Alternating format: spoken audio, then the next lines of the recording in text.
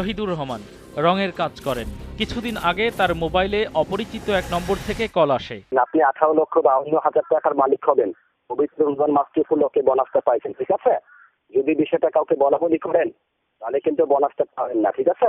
না, তাহলে আমি কাউকে বলতেছি না। আপনি কি গাড়ি নেবেন না টাকা নেবেন? টাকা টাকা দিবেন আমার, তাহলে টাকা দেবেন, টাকা নেব। এই চারটে নিবন্ধনতে খরচ হবে 12,500 টাকা। এটা দিতে হবে অলরেডি মাত্র 40 মিনিট সময়ের ভিতরে।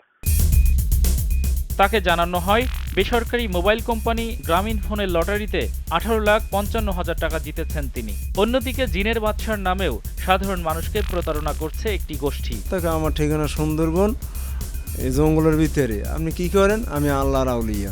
গ্রাম পরিষদ থেকে লটারি হয়েছে নাম্বার 21, লাস্টে আপনার একটা গাড়ি পেয়েছেন, গাড়ির দাম 18,55,000 টাকা। স্বর্ণের পুতুল দুটো মানে দেওয়া হবে, আপনি কতক্ষণে নেবেন? আপনি যে কালে দেন সেই সময় নেবো। এর পরে কলে 5,000 টাকা দিতে হবে। গাড়ি নিলে আধা ঘন্টার ভিতরে 12,500 টাকা ফ্ল্যাক্সি লোড করে দিতে হবে। এর পরে 5,000 টাকা দিয়েছি পর, এরপর আর ওনার কোনো খবরও নাই, ফোনও নাই।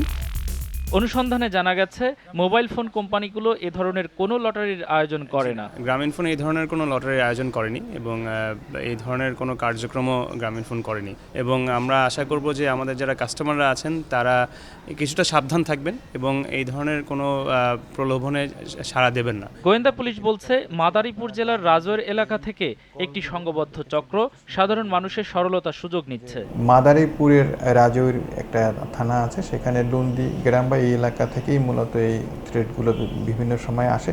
শুধুমাত্র জিনের বাদশা না বা এখানে যে লটারি পাওয়ার বিষয়টা না, আমরা আর একটা ভয়াবহ অপরাধের কথা জানি।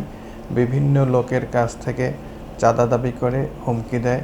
মোবাইল ফোনে ও জিনের বাদশার ফাঁদে পা না দিয়ে পুলিশকে জানানোর অনুরোধ করেছেন সংশ্লিষ্টরা। এরকম একাধিক S M Alamgir, GTV news, Dhaka.